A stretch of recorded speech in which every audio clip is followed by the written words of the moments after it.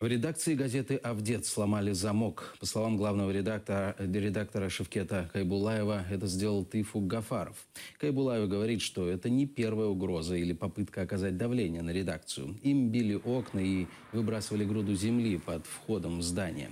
Газета «Авдет» переехала на Чехова 2 года назад, когда редакцию выгнали из предыдущего офиса здания фонда «Крым» на улице Шмидта. 15 июля «Авдет» отметил 25-ю годовщину со дня выпуска первого номера газеты.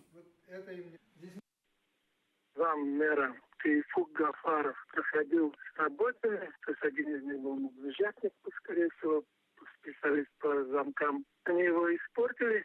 В этом здании, где мы находились, до революции, он был офисом таврийского муфтията.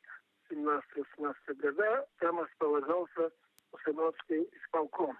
Мулан Чебежихан был председателем исполкома. То есть это значимое здание, скажем так.